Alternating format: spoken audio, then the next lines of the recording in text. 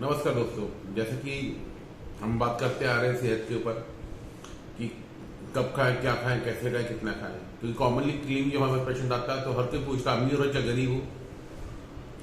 अमीर गरीब से मतलब जो कितना ही बुरा भोजन करने की क्षमता ना रखता हो या रखता हो, या कोई कितना ही अच्छा भोजन करने की क्षमता रखता हो। समस्या सबकी एक ही है कि साहब बीमार पड़ गए तो क्या खाएं क्या ना खाएं, और बीमार नहीं है स्वस्थ है तो स्वस्थ रहने के लिए क्या खाएं क्या ना खाएं।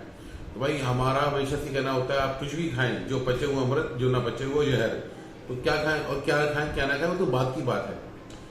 पहले नियम आता है कि कब खाएं, कितना खाएं, कैसे खाएं।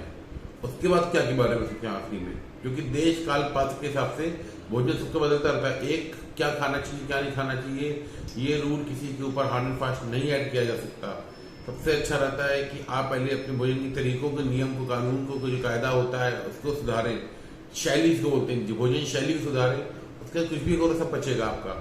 देश काल पात्र एग्जाम्पल में दे चुका हूँ पहले भी आपको अपने वीडियोस में। देश काल पात्र मतलब होता है देश मतलब जलवायु को देखते हुए, अर्थात जो कश्मीर में भोजन पैदा हो रहा है वो कन्याकुमारी के इंसान नहीं खा सकता क्योंकि उसको अवेलेबल नहीं होगा। ठीक, और कश्मीर में जो भोजन पैदा हो रहा है कश्मीर के व्यक्ति के लिए पैदा हो रहा है, वो ठंडे प्रदेश की चीजें गर्म तासीर की होती हैं।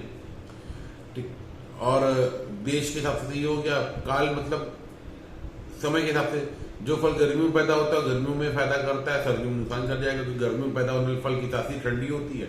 आप खीरा तरबूज गर्मियों में पैदा होता है, गर्मियों में खाइए,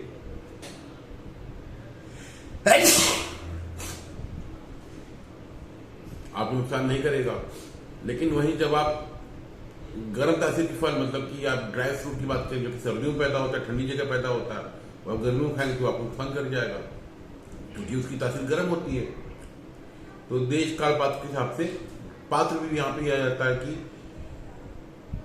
बच्चा, बूढ़ा, जवान, महिला, प्रेग्नेंट महिला, बीमार, स्वस्थ व्यक्ति, दुबला व्यक्ति, मोटा व्यक्ति, सबके शरीर की क्षमताएं अलग अलग हैं।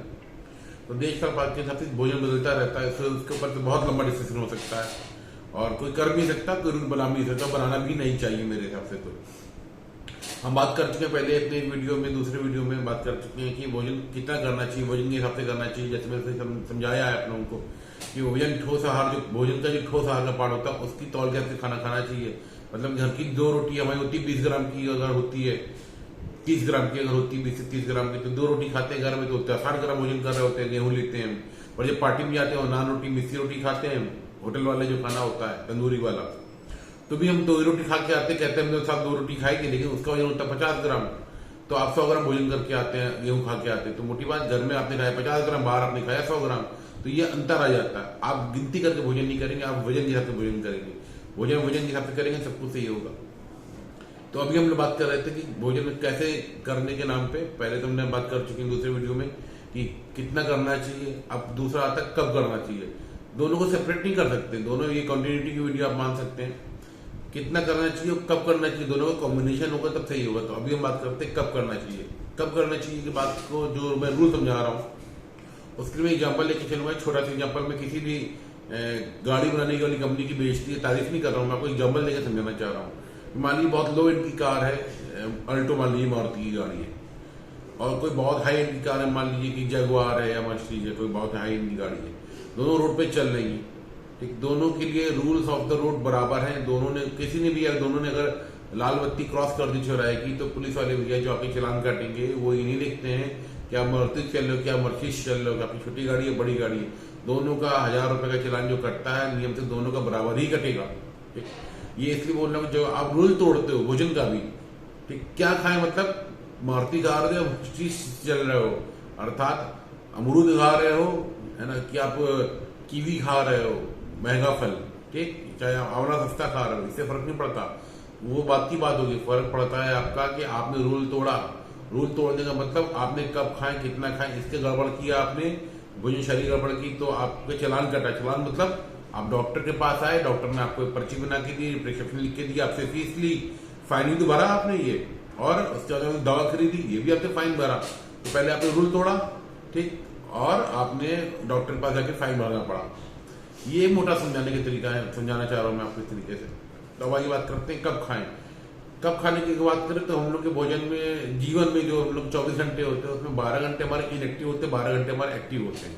इनएक्टिव मतलब नहाना धोना, खाना पीना, सोना, क्योंकि हमारे टाइम लगता है, ऑफिस जाते आते रास्ते में खर्च होते हैं, ठीक, इनएक्टिव होते हैं हमारे, 8 घंटे सोते ही सोते हैं हम लोग, 2 से 2.5 घंटा हमारा नहाने धोने में निकल जाता है, खाने में निकल जाता है, तो 12 घंटे हम लोग एक्टिव रहते हैं। रफली मान के चलते सुबह 9 से रात 9 तक हम लोग एक्टिव रहते हैं। एक जो कहावत थी बचपन से सुनते आ रहे हैं कि अच्छा एक में पढ़ते आ रहे हैं, early to bed and early to rise makes a person healthy wealthy and wise. Early to bed करिए, अर्ली टू राइज करिए, ठीक, जल्दी सोने की आज आप डाल नहीं सकते हैं आज की तारीख में, लेकिन क्योंकि समाज का शिक्षा ऐसा बदल गया है, पर कोशिश करिए कि जल्दी सोइए आप और सुबह जल्दी उठिए। आमतौर पर आज की तारीख में जो भारतीय जीवन शैली उसमें 11 बजे के आसपास सोने की आदत पड़ चुकी है सब लोगों की, और सोइए 11 बजे। चलिए आप नहीं सो सकती जल्दी तो कोई बात नहीं, पर जो भी करिए फिक्स करिए, आज 9 बजे सोगे, कल 12 बजे सोगे, परसों 3 बजे रात को जगते रहे, ये नहीं करना है।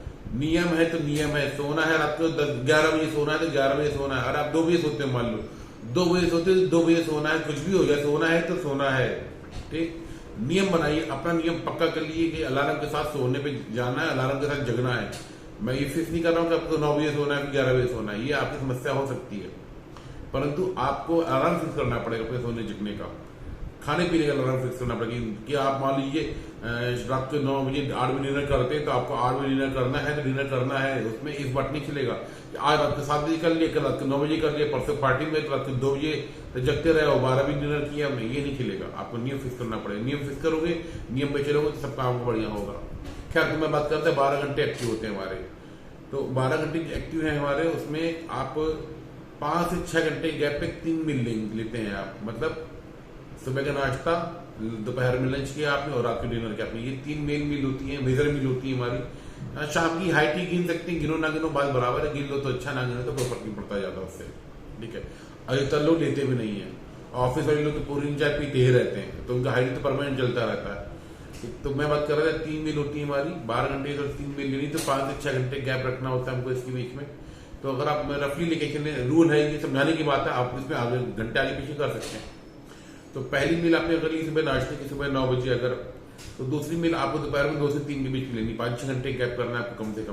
तो 6 घंटे अगर आपने गैप किया है सुबह 9 से दोपहर में 3 बजे का, सुबह 9 बजे अगर आपने नाश्ता किया है तो दोपहर में 3 बजे के पहले लंच नहीं करना है आपको, ठीक।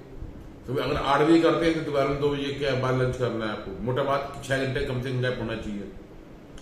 दोपहर में आपने 2 बजे लंच किया, उसके बाद फिर आपको 6 घंटे गैप चाहिए, तो दोपहर में अगर आपने 3 बजे लंच किया था, सुबह 9 बजे ब्रेकफास्ट, 3 बजे लंच, तो फिर 6 घंटे बाद आपको नंबर आएगा भोजन का, डिनर का मतलब नंबर आएगा आपका रात को 9 बजे, ठीक।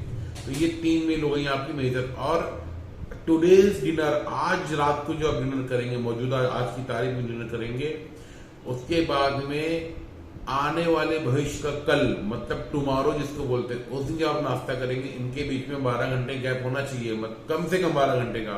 अर्थात today's dinner and tomorrow breakfast के बीच में आज का जो रात है, आज के रात्रि भोजन और कल सुबह आने वाली मॉर्निंग का जो आपका नाश्ता होता है, इसमें कम से कम 12 घंटे गैप होना चाहिए। तो रात को अगर आपने 9 बजे डिनर किया है तो सुबह का नाश्ता आपको 9 बजे के पहले नहीं होना चाहिए, इसीलिए उसको लोग बोलते हैं नाश्ता। नाश्ते को इंग्लिश में बोलते हैं ब्रेकफास्ट। ब्रेकफास्ट को डिकोड करिए आप, ब्रेक द फास्ट, फास्ट मतलब व्रत, ब्रेक द फास्ट, व्रत को तोड़िए। व्रत मतलब कम से कम 12 घंटे भूखा रहना, खाली पेट रहना, वो पॉसिबल नहीं है, आप नहीं कर रहे हैं। 12 घंटे बिना अनाज, बिना कुछ खाए पी रहिए कम से कम, तो उसमें भी 8 घंटे सोना ही तो है। देखा जाए तो अगर आप 12 घंटे रात की 9 बजे और सुबह 9 के बीच में आपने खाना खाया है, डिनर और ब्रेकफास्ट के बीच में, तो आप 12 घंटे आपने गैप तो किया ब्रेकफास्ट के नाम पे, पर उसमें 8 से 9 घंटे सोए भी तो हो, तो 3-4 घंटे तो बिना भोजन जी रहे हो आप, ठीक।